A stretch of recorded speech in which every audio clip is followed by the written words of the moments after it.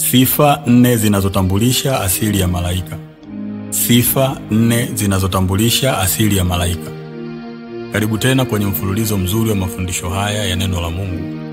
Na hii ni sehemu ya 3 ya somo hili ambalo tumeendelea kujifunza kuhusu malaika kama wasaidizi na watumishi wa siri katika ufalme wa Mungu.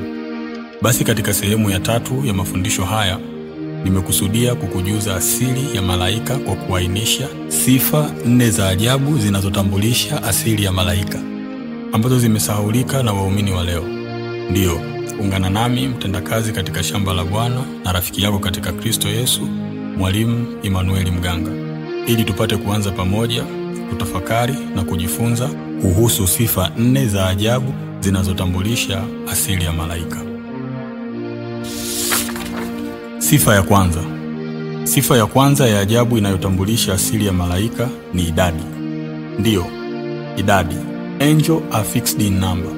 Malaika ni viumbe wa kiroho walioumbwa na Mungu kwa idadi kamili. Asili yao ni ya kipekee, kwani tangu walivyoumbwa hawana uwezo wa kuongezeka au kupungua, kwa sababu waliumbwa na Mungu kwa idadi isiyobadilika. Akieleza kuhusu malaika katika kitabu chake kiitwacho Seat of God, toleo la 11, mtheolojia Agustino wa Hippo alisema, malaika waliumbwa wote mara moja na idadi yao ni kamilifu, haiongezeki wala kupungua. Mbali na maneno ya mtheolojia huyu, Biblia kama chanzo awali na msingi wa mafundisho yote ya Kikristo, Biblia imenyamaza kimya kwa kutoandika tamko la Mungu linaloonyesha ya kuwa malaika nao walipewa amri ya kuzaa na kuongezeka na kuijaza nchi, kama vile Mungu alivyowaambia wanadamu katika kile kitabu cha Mwanzo sura ya 1 mstari wa 28 ya kwamba wanadamu wazaliane na kuongezeka wapate kuitawala na kuijaza nchi. Angels are fixed in number. Malaika ni viumbe wa kiroho walioumbwa na Mungu kwa idadi kamili. Tangu kuumbwa kwao idadi yao ni kamili, hawaongezeki wala hawapungui. Japo idadi yao ni kamili, kisoma kitabu cha Ufunuo wa Yohana sura ya 5 mstari wa 11, andiko hili linathibitisha ya kuwa hakuna mtu mwenye uwezo wa kuhesabu idadi ya malaika. Sifa ya pili. Sifa ya pili inayotambulisha asili ya malaika ni utofauti wao katika kuumbwa. Ni ukweli usiopingika ya kuwa wanadamu wote tumeumbwa kwa sura na mfano wa Mungu. Lakini kwa habari ya malaika, angels are not the same. Malaika hawafanani. Na maandiko matakatifu yanatuthibitishia kwa kutuainishia maeneo 3 muhimu yanayotofautisha malaika. Eneo la kwanza linaloleta utofauti baina ya malaika ni cheo na mamlaka.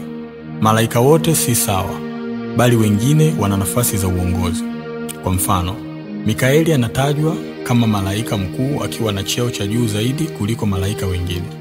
Na uthibitisho wa utofauti huu alionao Mikaeli na malaika wengine tunaupata katika waraka wa Yuda sura ya 1 mstari wa 9, neno la Mungu linaposema, lakini Mikaeli malaika mkuu aliposhindana na Ibilisi na kuhojiana naye kwa ajili ya mwili wa Musa, hakuthubutu kumshtaki kwa kumlaumu, bali alisema, Bwana na akukemee. Andiko hili ni ushahidi unaothibitisha utofauti uliopo baina ya malaika katika eneo la vyeo na mamlaka. Kando na andiko hili, utofauti wa pili uliopo kati ya malaika ni muonekano na majukumu. Kwa habari ya muonekano, maandiko matakatifu yanataja aina ya malaika waitwao maserafi na makerubi kuwa ni malaika wenye muonekano wa ajabu, na malaika hawa wanahusishwa na utukufu wa Mungu. Soma kitabu cha nabii Isaya sura ya 6 mstari wa 2 hadi wa 3. Andiko hili linaonyesha kwamba maserafi na makerubi kuwa ni malaika waliokaa katika zamu wakimsifu na kumwabudu Mungu. Na kuhusu majukumu ni vivyo pia. Biblia inamtaja malaika Gabrieli kama malaika aliyepewa jukumu la kupeleka ujumbe wa Mungu kwa watu wake. Bali maserafi wao wanatajwa kuwa ni malaika waliopewa jukumu la ibada, yani kumsifu na kumwabudu Mungu mbinguni. Eneo la 3 na la mwisho linalowatofautisha malaika ni nguvu na uwezo wao waliopewa katika kutekeleza majukumu. Soma kitabu cha Wafalme wa Pili sura ya 19 mstari wa 35. Andiko hili linaonyesha kwamba kuna baadhi ya malaika wamepewa nguvu na uwezo wa kipekee wa kutekeleza hukumu kubwa kwa uwezo wa Mungu.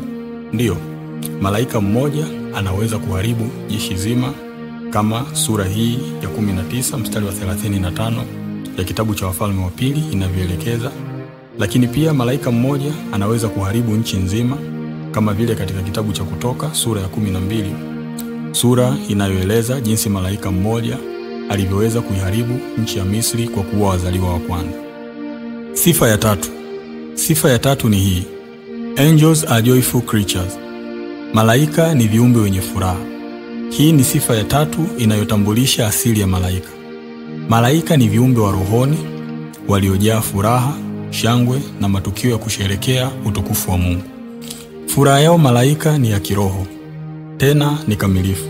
Ni tofauti na furaha ya ulimwengu huu.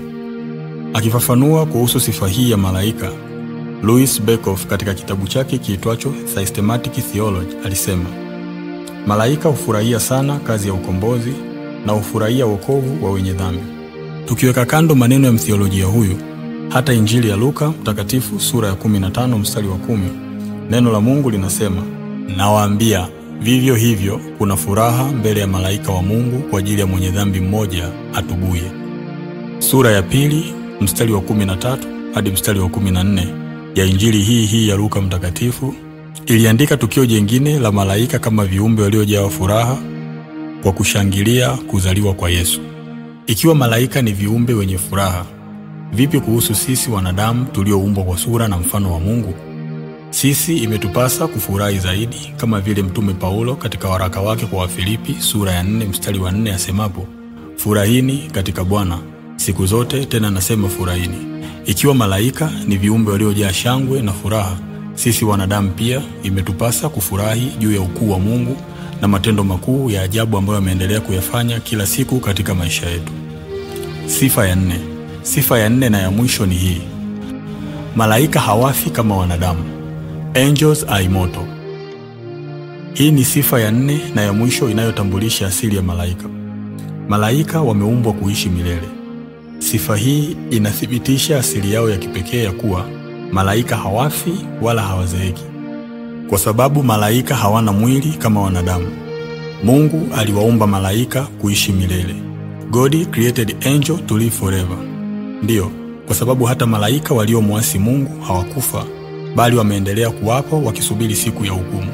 Ni tofauti sana na wanadamu. Mwanadamu alipomwasi Mungu, mauti iliingia.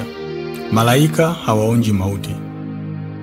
Na uthibitisho wa sifa hii tunaupata katika majibu ya Yesu kwa Mafarisayo walipomjaribu kutaka kujua jinsi itakavyokuwa siku ya mwisho juu ya mwanamke aliyekuwa na wanaume 7 waliomrithi.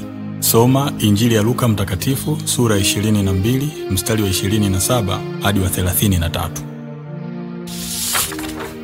Ikiwa Yesu ni mwana wa Mungu na mwenye uwezo wa mambo yote, kwa nini alihitaji msaada wa malaika?